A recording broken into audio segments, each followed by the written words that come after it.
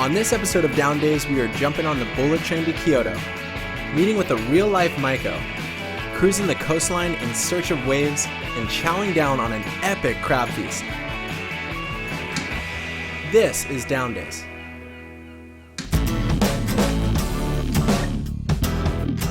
Hey, I'm Tanner, and these are my brothers Pat and Dan. In the water, we're pro surfers, but every moment in between, we're on a mission to explore the world. And we want to take you along for the ride. Next on the list, the land of the rising sun.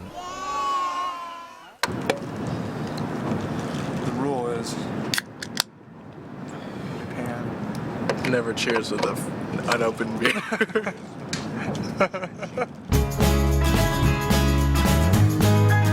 So far, our Japanese voyage has been amazing.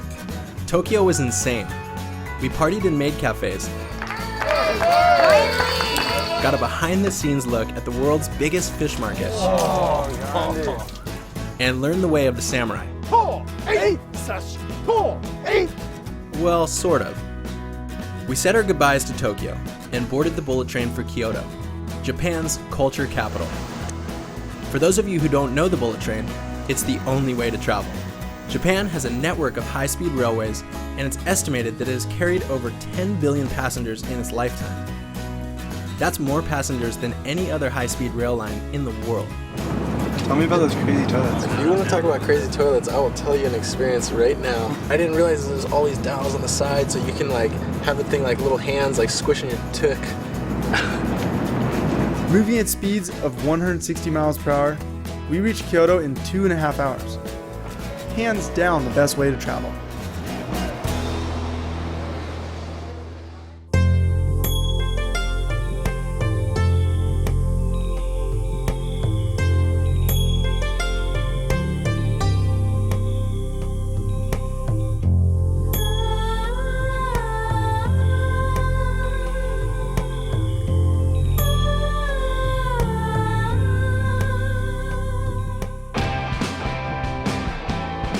Right on, boys. So we made it here at Gion District, Kyoto.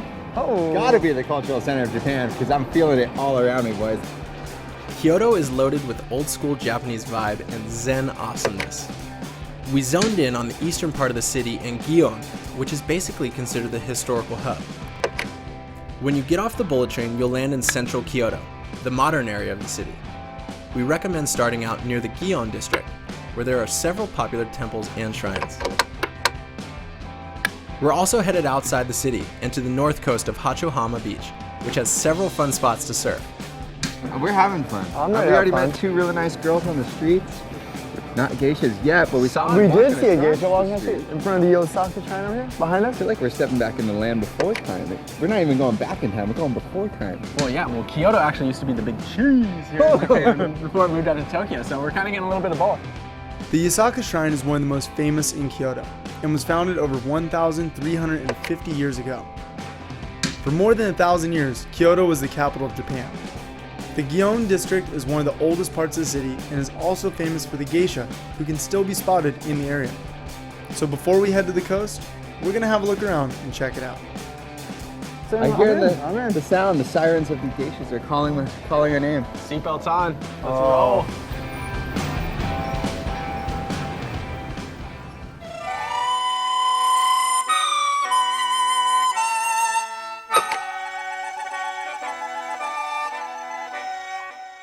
A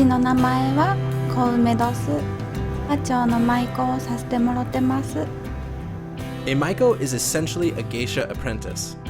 Girls must train for more than 10 years before being considered an actual geisha. 舞妓さんは毎日お着物を着させてもらいます。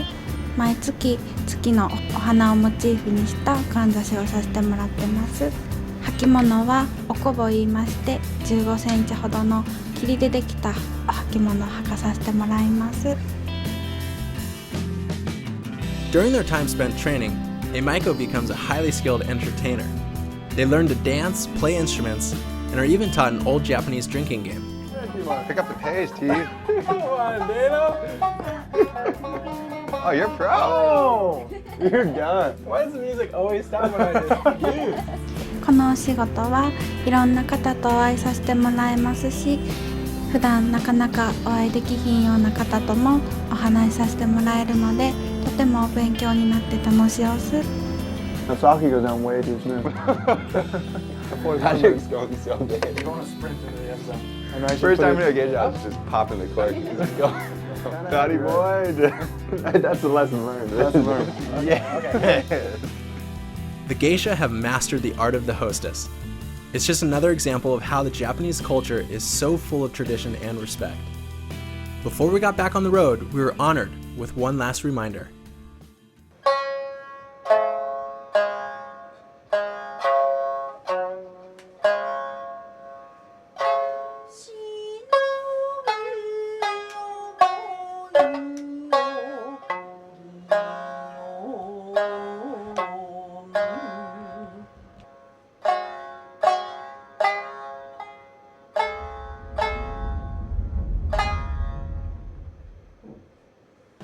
How do you say to froth or like? In Japanese? Yeah. Kofun. Like kofun shiteru. Like excited. Kind of the same, right? Frothing. Yeah, very excited, yeah.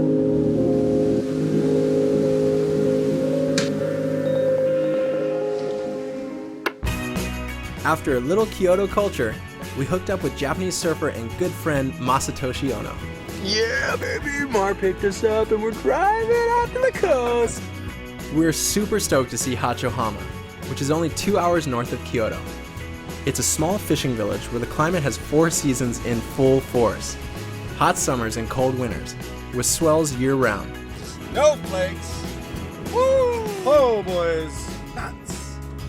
We decided on this trip that there's no bad time for an sake. No. Usually drink beer and then go to sake. And then go deep on the sake. We're going deep. Masa. Look at this. Are you kidding me? It's fully snowing, boys. When's the last time you went on a surf trip and there was snow? Our next stop, the Morian Ryokan.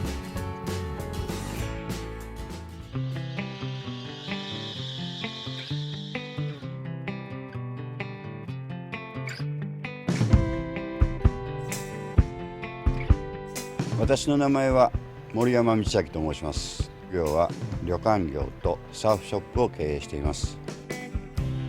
hotel is incredible. It's known as a ryokan, which is a traditional Japanese-style hotel.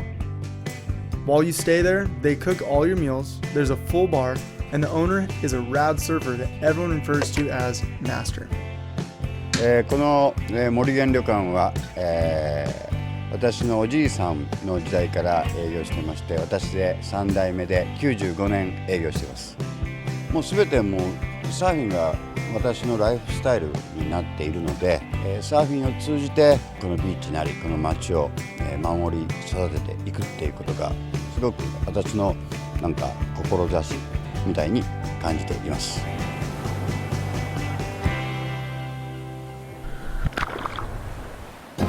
So the hotel owner is a big surfer, and a lot of his guests visit for exactly that.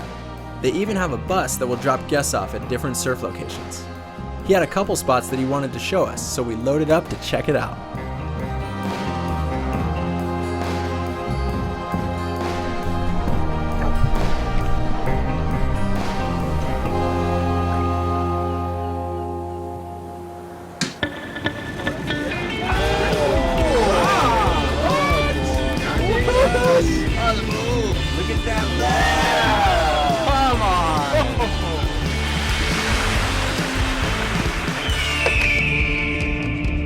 The magic bus delivered. We're like out here in Big Sur of Japan. You see your breath, it's snowing, hailing, sleeting, raining, everything.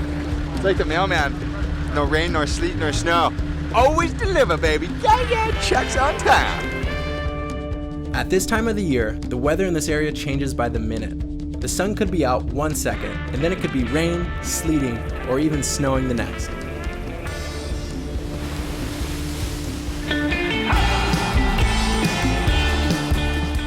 The Goshiki-hama surf break was a pretty crazy wave.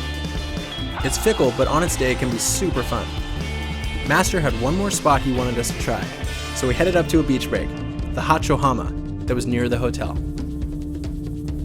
My name is Masatoshi Ohno. I'm a professional surfer I'm from Shizuoka Izu. There's a lot of good waves and surf spots all around Japan, but a couple of my favorites are Okinawa, and of course I like to surf my hometown with my friends, a place called Izu Peninsula. We were so stoked that Masatoshi could make it out.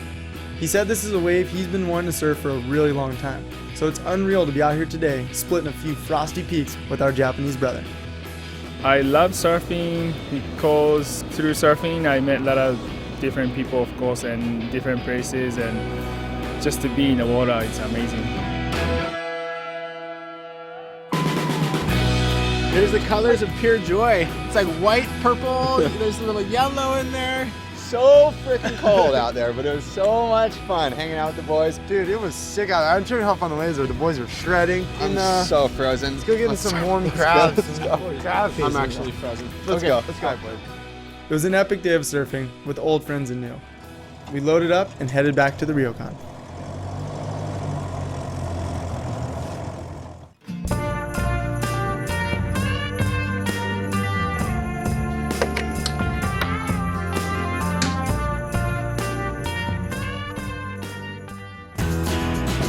After an exhausting day of surfing, we were super stoked to find Master preparing this huge feast. We decided to jump in and get involved. Okay, buddy, I'm so sorry. You're almost done. It's inspiring to be around a culture that's so giving and polite. After all the fun we'd had, there was no better way to say goodbye to our time in Japan. Ah, boys. Thank you.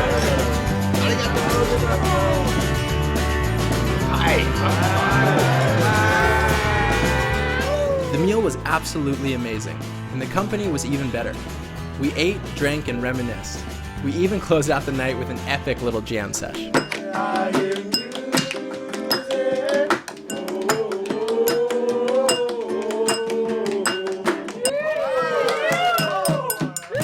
Well, that's a wrap for Season 1 of Down Days. And what an incredible journey it's been. Make sure you tune into Season 2 for new adventures and a whole lot of frothing. Until then, this is Down Days.